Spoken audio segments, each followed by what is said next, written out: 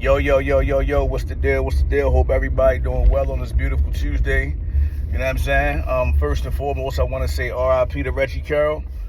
I'm hearing that his viewing is today back home in Baltimore, and tomorrow is the actual funeral, I believe. RIP Reggie Carroll, man. Good dude, gone too soon. I pray the truth come out sooner rather than later, because that was some bullshit that happened to homie. With that being said, let me get to what I want to talk about right quick as I'm on my way to this event. So, something I've been dealing with for the past, I'm going to say 8-9 years for real. You know how, say if you decide, okay, I want to be a rapper, or I want to be a singer, or I want to be an actor or an actress, or I want to be a person that has my own cleaning service, or my own moving and hauling company, or I want to get into real estate, or whatever it is that you may want to do, right? And say the first year you do it, you get through that year, you hit your second year, hit your third year, and then your family members or your acquaintances or friends or whoever, they see you out and about, or you talk to them on the phone or through text, and they say this to you: I heard your little song, or I see your little cleaning business, or I see your little moving and hauling company, or I seen you in your little movie, or I see you having a little event next month. I might pull up to it. That is like the most backhanded compliment, slight, low-key diss in the history of us communicating with each other. You might as well just be like, I don't think you're going to succeed at what you're doing, so you might as well do something else. I would respect that more. And I heard it so much, like I said, over the past 8-9 years. And a lot of the times I would just let it pass. I wouldn't even really comment too much on it. But lately, I just been checking it, man, because it's like, if somebody uses that phrase towards you in your first 1 to 3 years of starting something, I'm not going to say it's warranted, but I get it, because what I've seen is a lot of people will start something, and then in the first 3 years, they'll quit, or they'll just go to something else, because maybe that's not their niche. But if you've been doing something, bro or sis, for 4 years plus, and it's paid your bills several times, and it's a primary source of income for you, don't let nobody lowball your shit. Don't let nobody downplay what you doing. So it's like, now when somebody say that shit to me, it's like, oh, yo, yeah, I see your little red cup thing. Fuck you mean you see my little red cup thing? What you mean by that? And then it's like, some people will pause. Oh, no, bro, I ain't mean to like that, or if it's a girl, but why you getting so offended? You know what I mean? It's like, so the other day, what's the day, Tuesday? I was having a conversation with somebody on Saturday, I believe, Saturday morning. And they were talking about me possibly coming on, well, not possibly, they wanted me to come on their podcast. And, you know, he was going over asking me, was there anything I didn't want him to ask me? And I'm like, bro, I don't ask me whatever you want to ask me, because either I'm going to answer you or I'm not going to answer you. But 95% of the time, I'm probably going to answer you. You may not like the answer you get, but I'm going to answer you. So whatever. So that was just about the red cup thing and the music, right?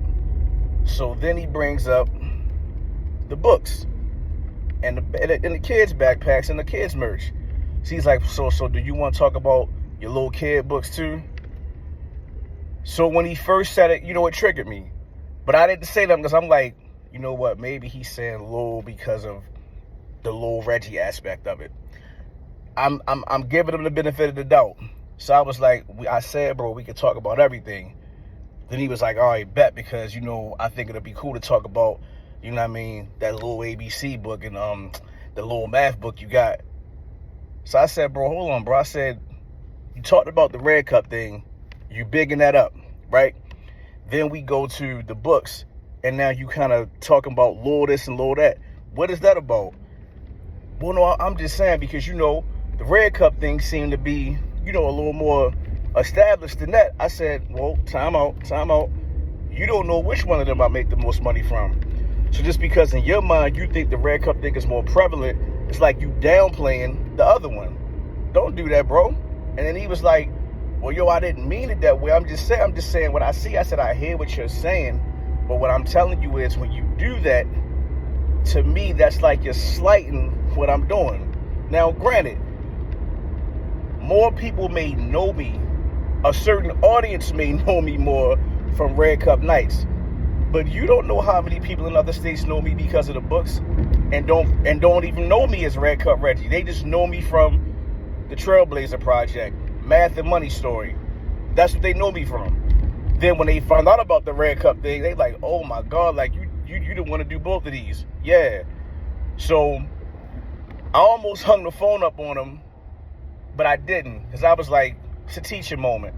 And then he was like, you know what, bro, I never even looked at it like that. I never looked at me saying that to people as it being offensive. I just take it as a small business. I said, yeah, that would be fine, but you have to understand your tone, your octaves when you're speaking, when you say stuff like that, you're slighting people, whether you mean to or not. That's what it is, because I'm pretty sure if you were talking to somebody who had a brick and mortar shop in, let's say, Hollywood or downtown LA or even the garment district, Santee Alley, you wouldn't say your little store.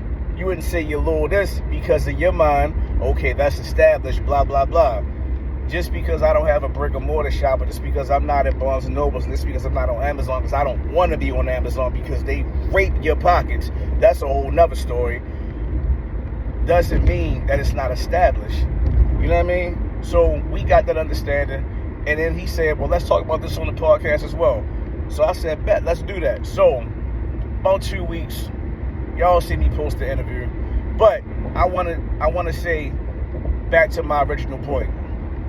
When people, to all my people out there that have a business, you have a career in entertainment, or if it's just that, you know what I'm saying, you got a job and you climbing up the ladder, don't let nobody little boy what you doing. If you put in the work and you put in the pain, the blood, sweat, and tears for over 4 years plus, and you didn't have way more valleys and you didn't have peaks, but you still going, fuck them. Don't let them tell you, or your little business, or your little car service, or your little moving and hauling company, or your little movie that you was in on Tubi.